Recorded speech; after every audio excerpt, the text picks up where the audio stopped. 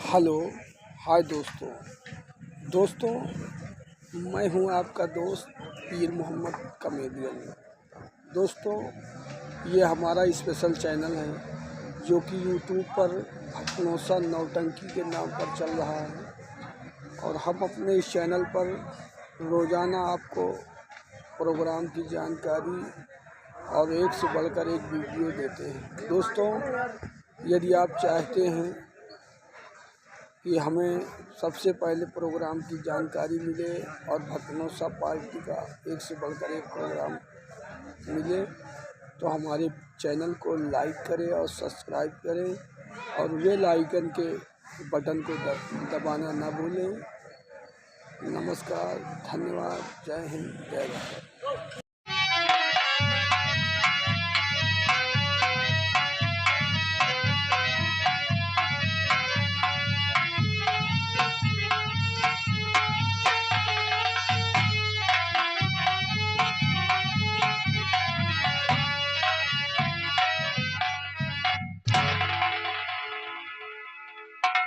क्या बताऊं, इस परिस्तान में तो लाखों फूल हैं, लेकिन क्या बताऊं, कोई राजकुमार खूबसूरत नहीं है। न तो कोई मेरे पास आता है, न ही मुझसे बात करता है। लेकिन मैंने सुना है कि मृतलोक की धरती पर बहुत सारे खूबसूरत राजकुमार हैं। अब मैं परिस्तान छोड़कर मृतलोक की धरती पर जाऊंगी।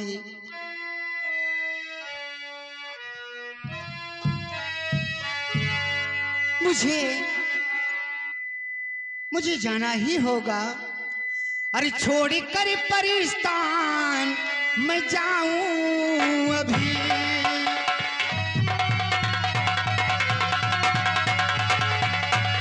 छोड़ कर परिस्तान मैं जाऊं अभी।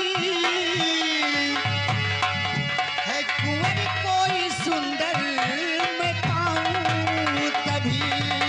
है कुंवर कोई रहते मृतलोक में हजारों राजकुमार हैं। सुंदर सा ढूंढूंगी वर जो करे मुझसे प्यार है। और मेरे दिल की तमन्ना हो पूरी सभी।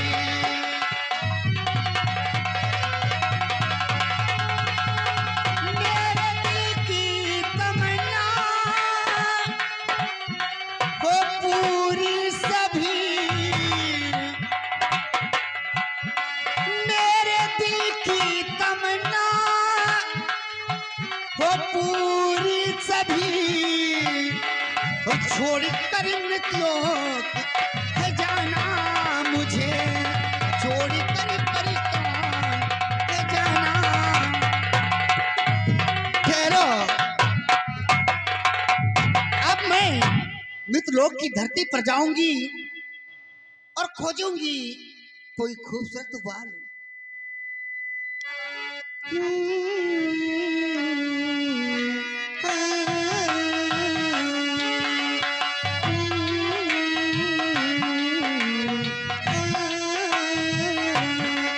भंवरे ने खिलाया फूल फूल को ले गया राजकुमार।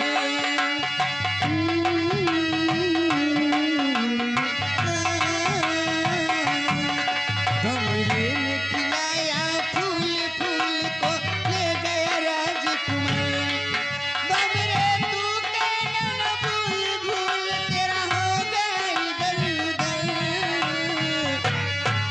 भंवरे ने खिलाया फूल फूल को ले गया राजकुमार।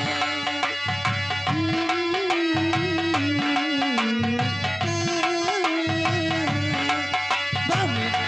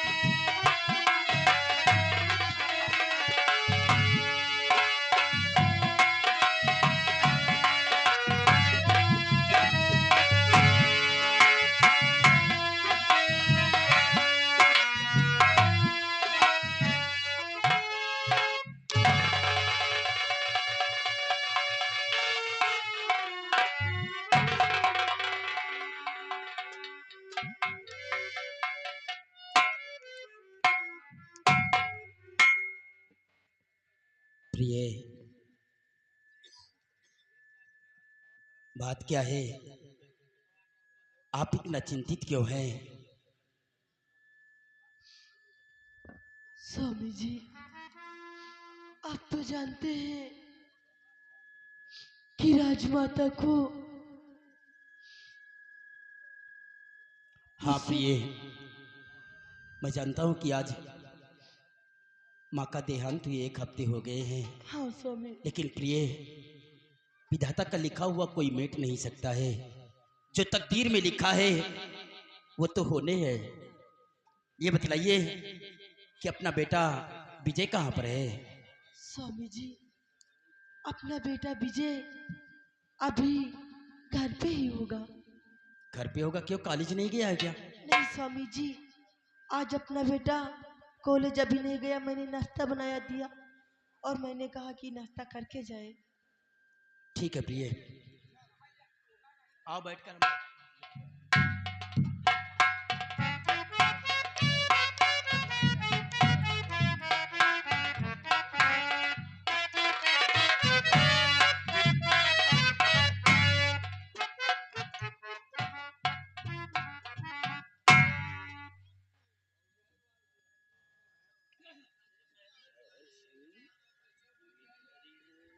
बड़े भैया,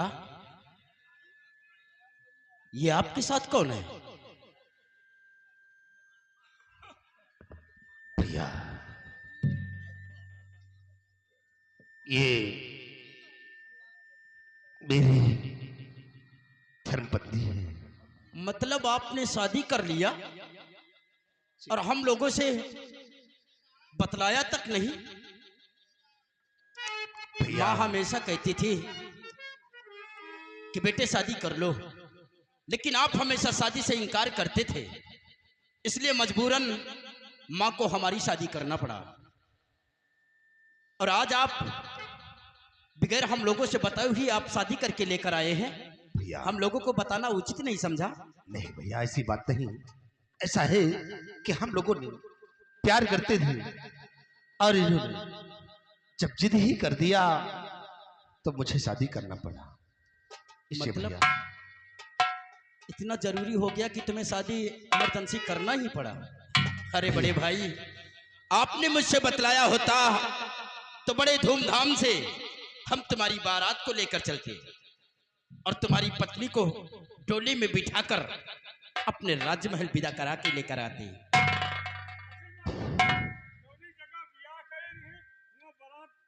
भैया, चलो ठीक है, अब तो आपने शादी कर ही लिया है, लेकिन हम आपसे कुछ जानकारी करना चाहते हैं। पूछे भैया, क्या कहना चाहते हैं? हम यही जानना चाहते हैं कि ये लड़की किस रियासत की रहने वाली है, कौन से इसके माँ बाप है और किस खानदान से ये ताल्लुकात रखती है। इतने ऊंचे खानदान किया है कि आपको वो सोचे न हुई। बहुत बहुत बढ़िया लड़की है। बोलिए भैया, आप इतना चुप क्यों हो गए, इतना खामोश क्यों हो गए? तुम्हारे चेहरे की ये सुर्खियां क्यों उड़ गई हैं? खानदान बताओ, माँ बाप के नाम बताओ। भैया शादी कबूल कर लिए हैं?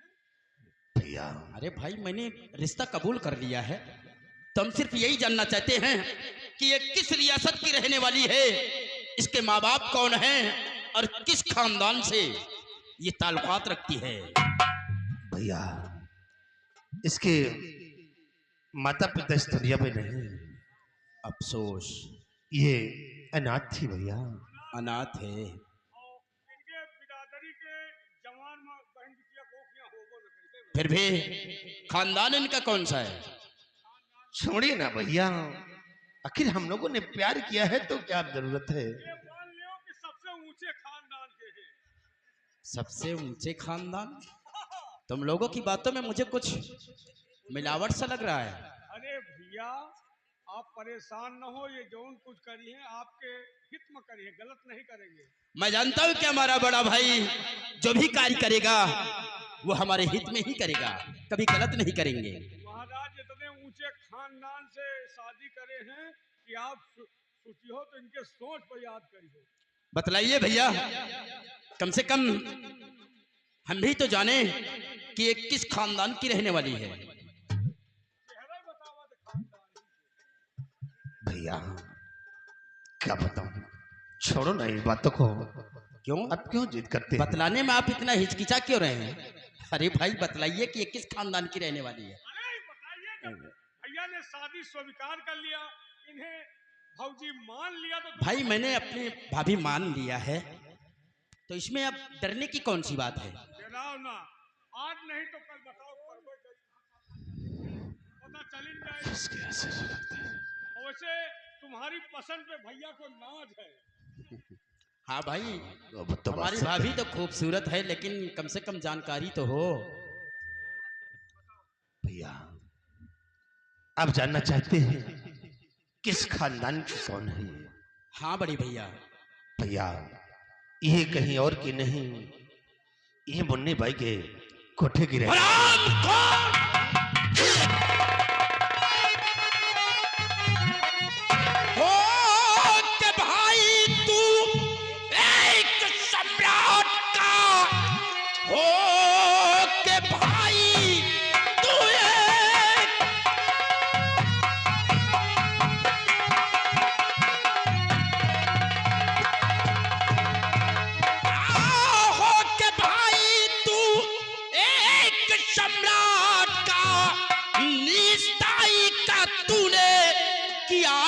करम। एक पेशा को लाया और बना कर दुल्हन, ऐसा करते हुए ना आई।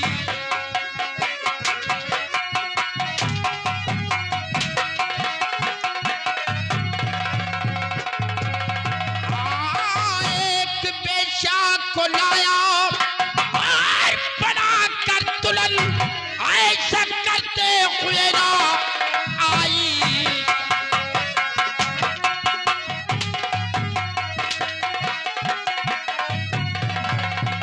हरामखोर, तुझे और कोई लड़की नहीं मिली थी? अगर हुक्म कर देता तो ना जाने कितने राजाओं की लड़कियों की लाइन लगा देता, और जिससे तू कहता उसके साथ हम तेरी शादी रचाते। अपनी दुल्हन बनाकर लेकर आया तो एक बेश्या को इस राजमहल की बहू रानी बना दिया। मेरी गलती को माफ कर दो भैया। अब जो कुछ किया है मैं आपसे अपने गुनाहों की क्षमा मांगता हूँ, तो मुझे माफ कर दो। जिसे मुझे सबक सिखाना चाहिए, ज्ञान देना चाहिए, आज वो छोटा होकर बड़े को ज्ञान दे। तूने इतना बड़ा नीचताई पे उतर आया कि अपने कुल में दाग लगा दिया। तूने ये नहीं सोचा कि मैं एक शहंशाह का भाई हूं, और शहंशाह का भाई एक तवायब को इस राजमहल के अंदर लाकर उसे बहुरानी बना दिया। हरामखोर, जी में तो आता है कि मैं नहीं स्वामी जी, अगर जो आपकी इजाजत हो तो मैं भी आपसे कुछ कहना चाहती हूँ। सुनिए स्वामी जी, तो बात जेठ जी ठीक ही कह रहे, इस बिचारी का इसमें ही क्या दोष है। बन के जेठानी मेरे रहे साथ में, माफ कर दो खता दोनों निर्दोष है।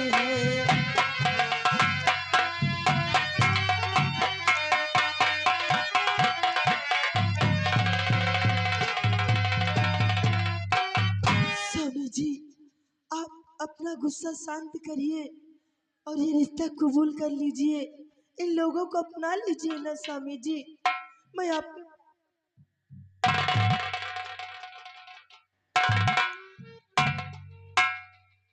प्रिय, इसका मतलब कि आपने अपने दिल से अपनी जेठानी इन्हें स्वीकार कर लिया है। प्रिय, तुम भी यहाँ की एक महारानी हो और हमारी अर्धांगिनी हो। अगर तुम्हारी यही सलाह है तो तुम्हारी खुशी में हमारी खुशी है। अगर आपने इन्हें अपना जेठानी स्वीकार कर लिया है तो हम भी इन्हें भाभी स्वीकार करते हैं। बड़े भैया, वैसे भी आपका गुस्सा करना उचित नहीं है महाराज। कोई भी बच्ची या औरत जन्म से तवायफ नहीं होती है। कुछ लोग ऐसे हैं जो बना देते हैं। इसमें इस बिचारी का क्या दोष है? इसने इनसे प्यार किया है, कोई गलत व्यवहार नहीं। मानता हूं कि इसमें इसका कोई दोष नहीं है। हाँ महाराज, लेकिन ये हमारी शानशाहियत की बात है। लेकिन अब क्या करियो, मान लीजिए गलती कई डाए हथियार मुंह लटकाए। सिपाही, बड़े भैया, क्रोध में आकर, जज्बात में आकर मैंने आपको बहुत कुछ कहा, यहां तक कि आपके ऊपर हमारे हाथ भी उड़ गए। भैया, लेकिन हम अपनी गलतियों की आपसे क्षमा चाहते हैं। नहीं भैया, आप यहाँ के एक शहंशाह हैं और शहंशाह होने के नाते आपने जो कुछ किया है वो अच्छा किया है। ठीक है बड़े भैया, हमने आपकी पत्नी को